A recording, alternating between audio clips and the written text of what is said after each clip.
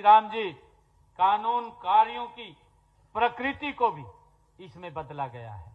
हमने इसका दायरा बढ़ाया है, जैसा मैंने कहा भी है, इसमें पहले से काफी अधिक कामों को जोड़ा गया है। साथियों, इसमें आपको अधिक काम मिलेगा, काम की कमी नहीं होगी आपके पास। आप जब चाहेंगे तो आपको काम मिलेगा और गांव के विकास के अधिक काम इसके अंदर होंगे। साथियों, पहले मनरेगा के तहत सीमित रोजगार के साधन थे, अब जल सुरक्षा आप इसके अंदर काम कर सकेंगे और जो ग्रामीण अवसंरचना है, गांव के अंदर जो काम चलते हैं उसके अंदर आप काम कर सकेंगे।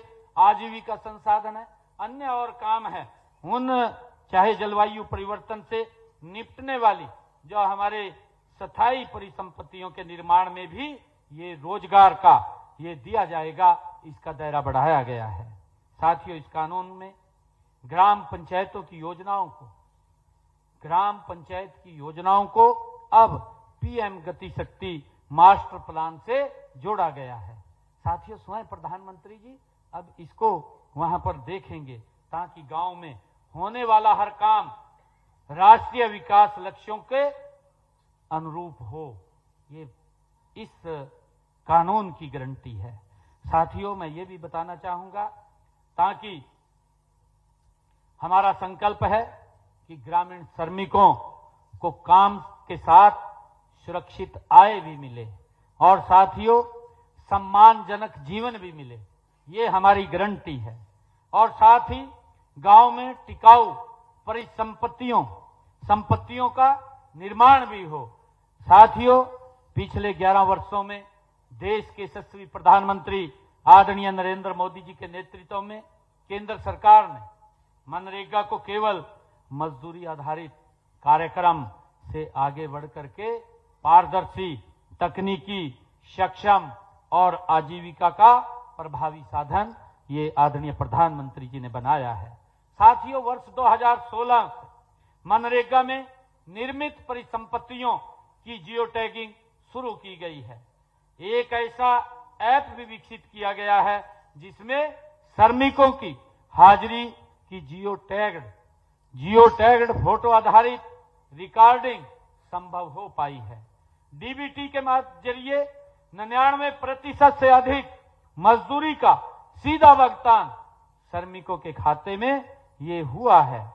आधार सीडिंग से फर्जी वाड़े पर भी प्रभावी अंकुश इसके माध्यम से लगा है। साथियों, मनरेगा के कम से कम 60% खर्च को कृषि, जल और भूमि वन विकास जैसी उत्पादक परिसंपत्तियों पर यह केंद्रित भी किया गया है। इसमें ग्रामीण अर्थव्यवस्था को दीर्घकालीन ये लाभ भी मिलेगा।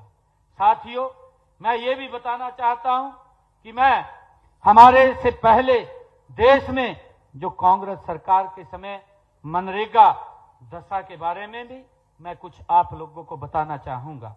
साथियों, कांग्रेस का 10 साल का कार्यकाल रहा। 2004 से लेकर के 2014 इस कार्यकाल में कांग्रेस ने अपने 10 वर्ष के कार्यकाल में 1660 करोड़ श्रम दिवस ये सृजित हुए थे। साथियों, जबकि नरेंद्र मोदी जी के नेतृत्व में पिछले 11 वर्षों में जो कार्यकाल, उनके कार्यकाल में कार्यों की संख्या में 3210 करोड़ कार्य सृजित हुए हैं। साथियों, इसी प्रकार कांग्रेस के 10 साल के कार्यकाल में मनरेगा में 2,13,220 करोड़ रुपए खर्च हुए थे। ये कांग्रेस के समय में था। 2,13,220 करोड़ रुपया उन्होंने 10 वर्षों में खर्च किया और मोदी जी के नेतृत्व में ये 11 वर्षों के अंदर ये 8,13,811 करोड़ रुपया आदरणीय मोदी जी ने इसके माध्यम से श्रमिकों को जो काम दिया है उसको खर्च किया है। साथियों, इस योजना में पूरे किए गए कार्यों की संख्या भी 1,15,00,000 से बढ़कर के ये 8,62,00,000 ये आदरणीय मोदी जी के नेतृत्व में हुई है। साथियों, इसका दायरा हमने बढ़ाया है। इससे ही पता चलता है कि केंद्र सरकार ने इस योजना को कितनी तेजी और दक्षता के साथ इसको लागू किया है। साथियों, इसमें परिसंपत्तियों के निर्माण में उल्लेखनीय वृद्धि हुई है, जो 17.6% से बढ़कर के 62.95% ये हुई है। साथियों, अगर हम हरियाणा की बात करें, हरियाणा में मुझे गर्व है कि अक्टूबर 2014 से अक्टूबर 2025 तक हमने श्रमिकों को 5,000 करोड़ रुपए से अधिक का भुगतान ये हमारी सरकार ने किया है। जबकि अगर कांग्रेस के 10 सालों का ये कार्यकाल देखें तो उनके कार्यकाल में मात्र 2,000 करोड़ रुपए का ये भुगतान था और हमारे कार्यकाल में 5,000 करोड़ रुपए के श्रमिकों को भुगतान किए गए हैं। इसका सीधा ये असर है कि हमने ज्यादा लोगों को काम दिया है, ज्यादा पारदर्शिता के साथ हमने पैसा दिया है और मजदूरों के सम्मान को हमारी सरकार ने सर्वोपरि रखा है।